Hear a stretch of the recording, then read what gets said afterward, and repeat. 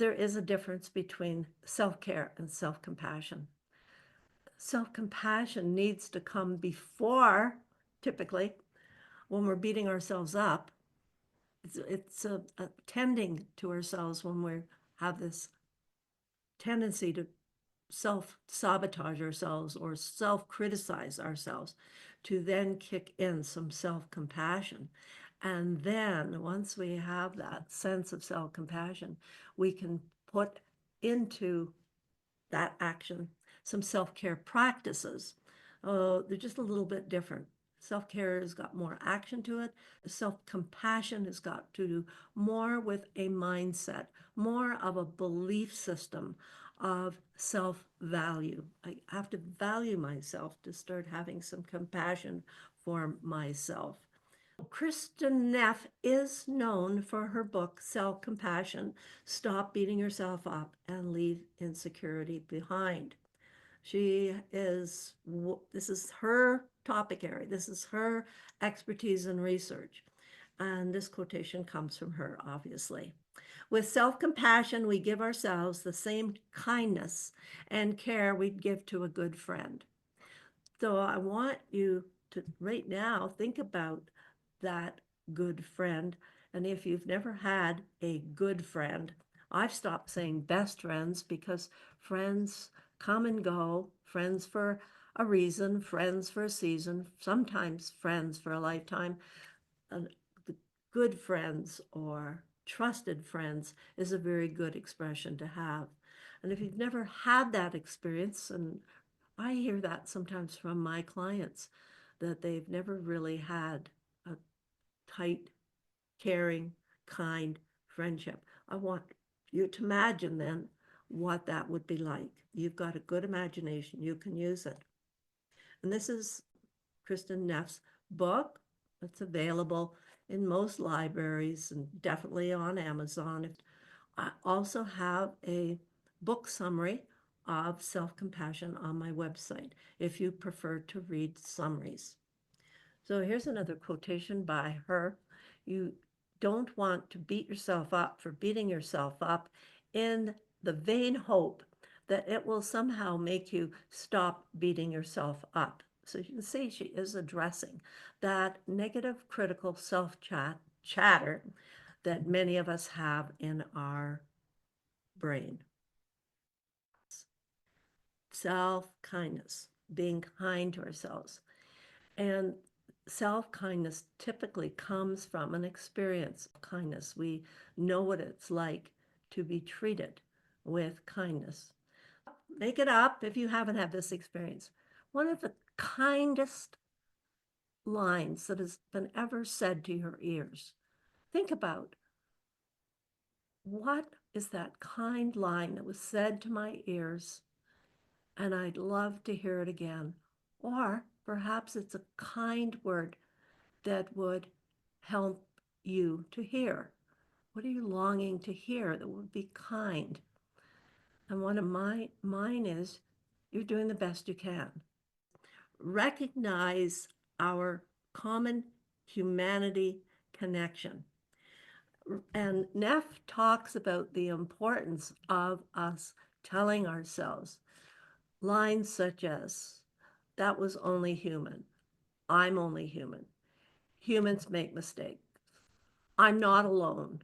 I'm not alone in feeling this way. I'm not alone in feeling embarrassed. I'm not alone in feeling guilty. I'm not alone in feeling lonely.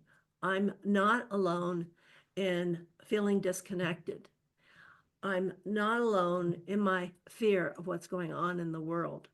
And it gives a sense of comfort to eliminate that whole piece about why me, it's only me, I'm the stupidest, I'm the most unworthy. No, we are part of a human condition that has ups and downs, has pains and pleasures. So reminding yourself that you are only, that phrase, I'm only human, is part of developing an attitude of self-compassion. The last third component that Neff focuses on is mindfulness. And that is primarily catching the self-chatter and noticing whether it's supporting you or whether it's sabotaging who you are and what you want to accomplish in the world. So being mindful, lots of noticing. We're going to go a little deeper with that. And the benefits of developing self-compassion, her research indicates that stress levels go down, people feel less shame, and they have less burnout.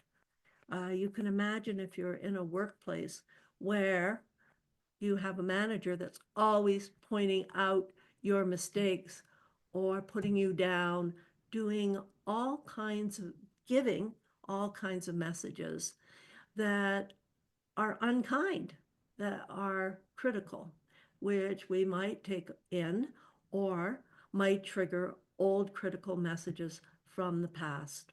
Okay? So if you have a sense of self-compassion saying that's not true, I'm just human.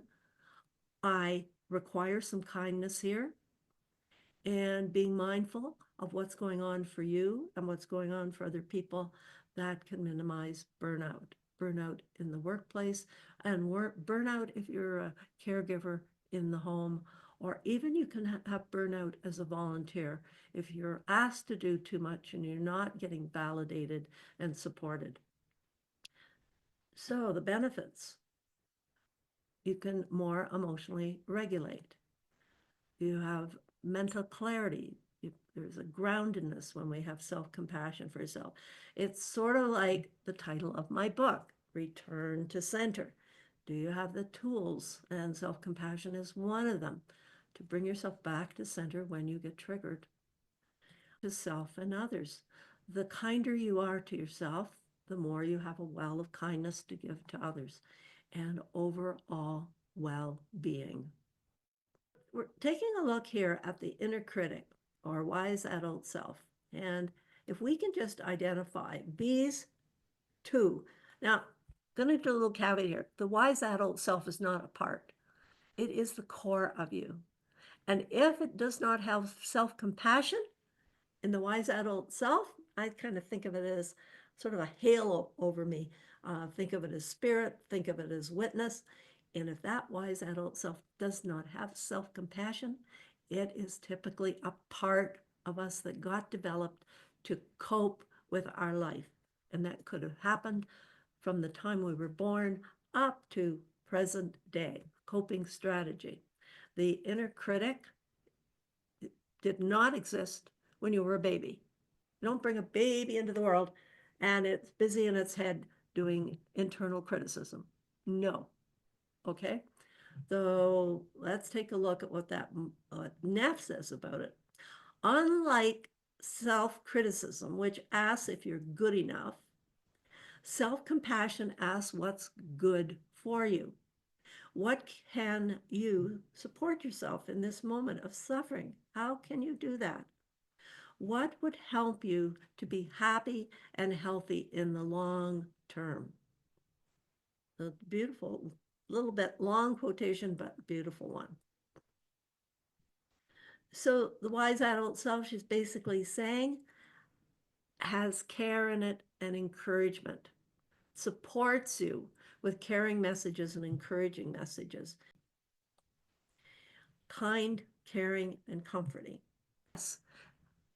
Many people, as an adult, don't take in the kind, caring, and comforting words.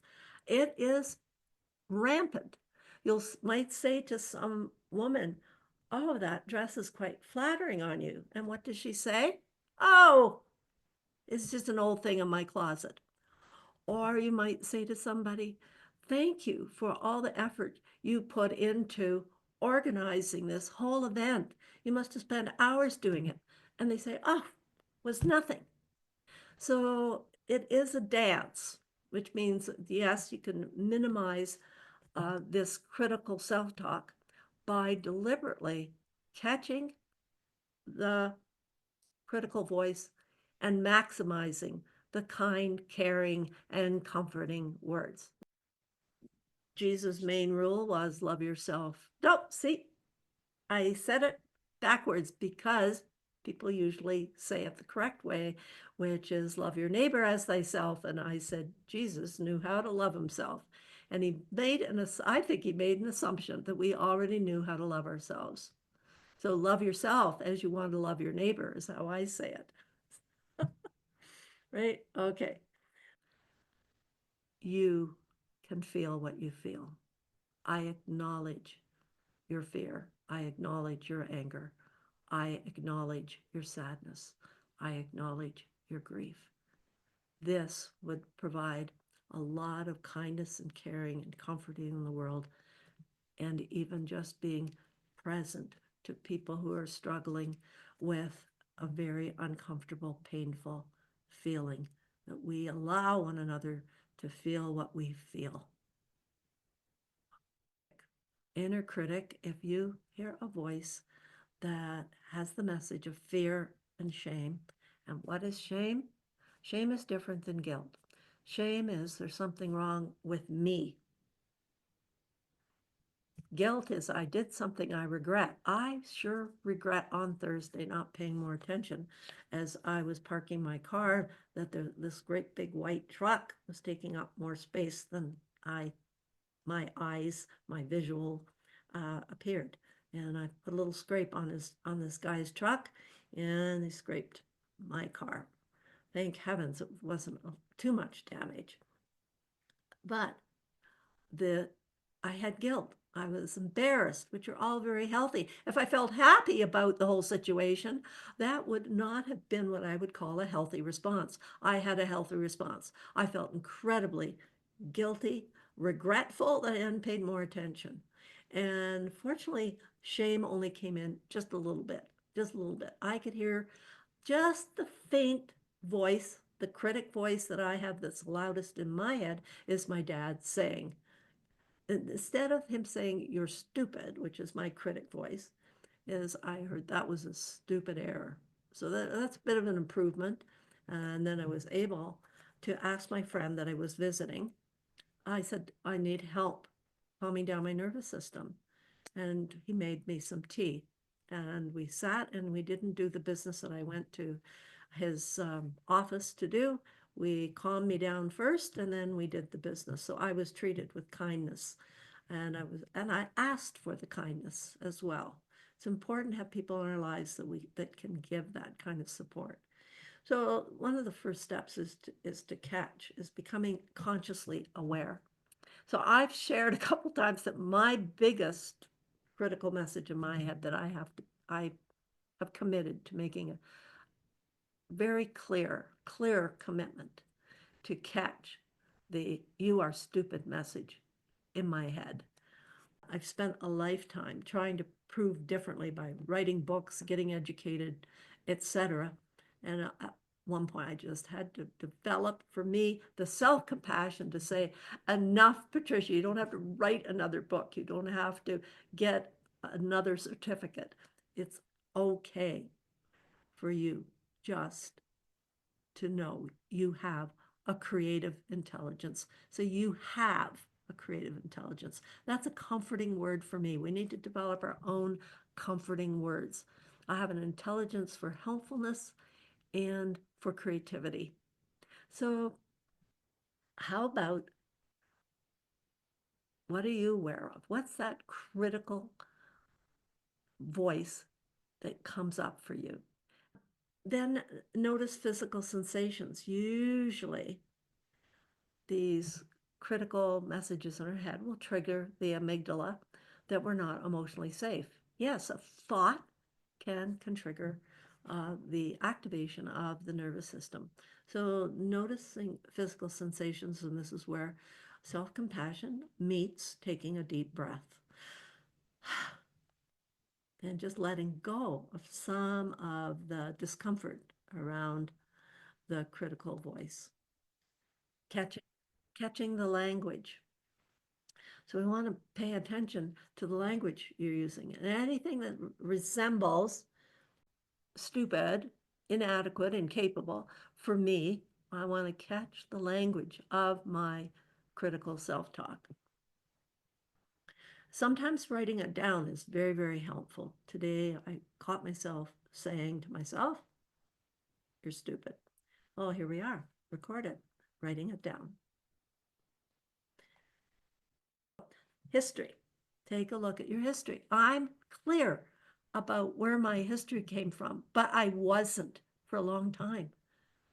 This was discovered in a therapy group where I was challenged. Who told you that? Who told you that? I went, oh, well, I've been hearing that from ever since I was a kid. Well, is it true? What's going to happen if you keep thinking of that? Is that is that true for you? Or is it true for your dad? Might it be more true for him than for you? Who told him that? So a lot of these exploring these questions of where did it come from? And by the way, I'm a big fan of Oprah Winfrey and Bruce Perry's book, What Happened to You? What happened to you that you believe this about yourself? It had to come from somewhere. And again, we're back to generational trauma. So the inner critic, fear and shame. So yours. I invited you to think about what yours are. I'm just going to share a list of common ones. And they sound sort of like this. I'm inadequate. I'm a failure. I'm powerless. I'm helpless. I have to be perfect. And of course, I'm stupid. I'm unlovable is often a common one. And the truth is, we take a baby. What's the truth for a baby? Truth of a baby is the baby is lovable and the baby has some strengths and gifts that will become a demonstration of that baby's capableness, and that baby is resilient. That baby eventually will make lots of mistakes and hopefully learn from them. So kind, caring, comforting words. So instead of I'm inadequate, how about I do the best I can? How about I am not enough becomes I've just got this list I'm looking here at. Let me pull it off. Where was I? I am not good enough. We can move to I'm as deserving as anyone else. I'm a failure. How about we say, in the past, I have succeeded at, and remind ourselves of the successes, of the accomplishments that we already have under our belt. I'm powerless to now as an adult, I have choice. I'm the decision maker now. I have to be perfect to I can be myself and I can learn from mistakes. I'm stupid. I've shared with you mine. I have creative and helpful intelligence or strengths. I have the strengths of creativity and the strengths of helpfulness and also the strength of empathy. I cannot trust others is another one that often is common. And I remind people, you can choose who to trust for what.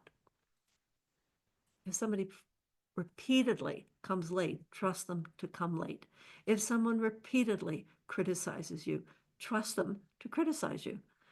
Also want to remind people that say, I can't trust others, to say, how about trusting yourself to rebound from other people's poor behavior? Trust yourself. Okay.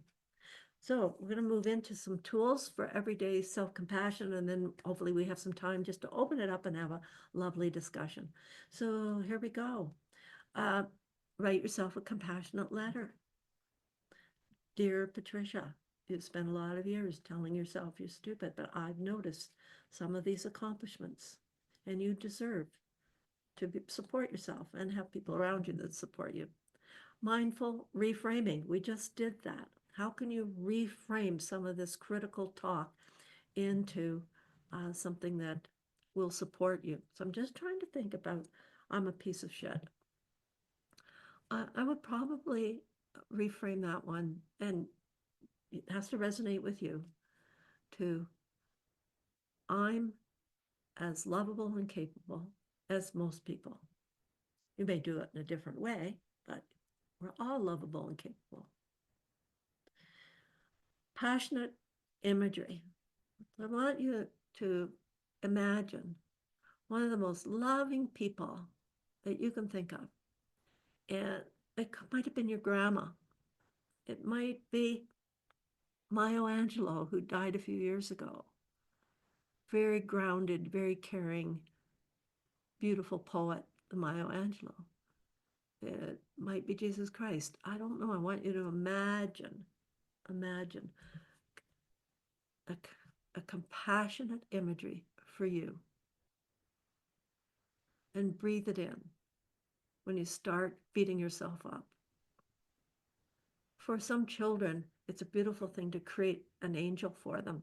So I used to put my kids to bed and give them a little massage, and then I'd do a little imagery. I'd say, there's an angel floating around you. You can notice what it looks like, and it will go to school with you. And you can talk to your angel if you don't know what to do, and the angel loves you, and the angel will help guide you to go to a safe adult, to ask for help if you need it. And I used to do these little uh, sort of loving imageries for them to take with them when they went to school and were struggling maybe with a particular teacher. So think about who and what would be in a compassionate imagery. Breathe in the colors, the sounds, the caring words, even the smell of this imagery. Breathe it in and breathe it in, anchor it. Maybe each night when you go to bed, you reinforce this compassionate imagery for yourself. Self-validation. A little lovely tip for people that are worried about perfectionism, not accomplishing things, that believe that they're like myself, that I've struggled through the message I'm stupid, is have a journal by your bedside, or you can use your phone, and write down what you did. I call it the I did list. I did. I told myself it's okay to make mistakes. I disciplined myself to have a good breakfast and go for a walk, which demonstrated that I've got some self-compassion going on and put into action self-care. So I made a list of I did, and it was in my journal. So that's one way to do self-validation, is acknowledging.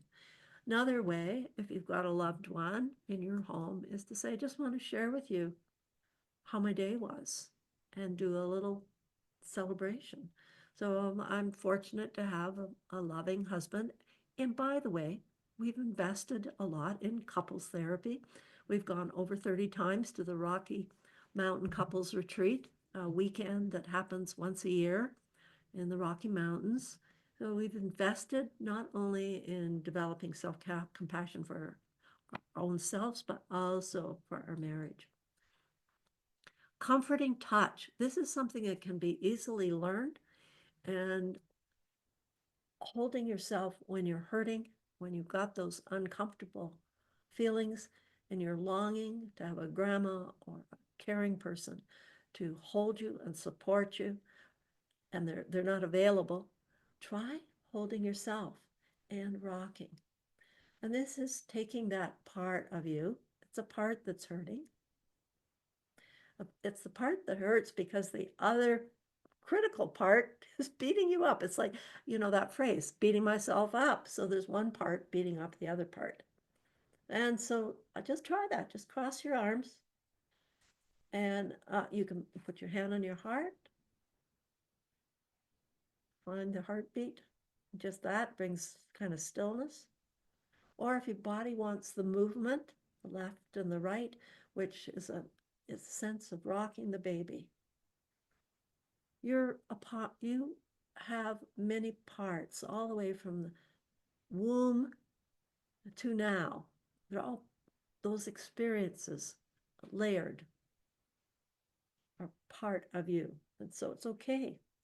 comfort touch. Some other comforting touches is maybe holding your own hands, putting your right hand fingers under your armpit and your hand resting on your heart, and just take a moment or two to feel the heart beat. We're heart-centered people, especially when we moved into self-compassion. And take a self-compassion break. Have a nap. Treat yourself to a favorite friend on the phone. I mean, these are all self-care activities. Cup of tea. Any activity that nourishes you, you can call a self-compassion break, or you can just say, I'm going to do some self-care.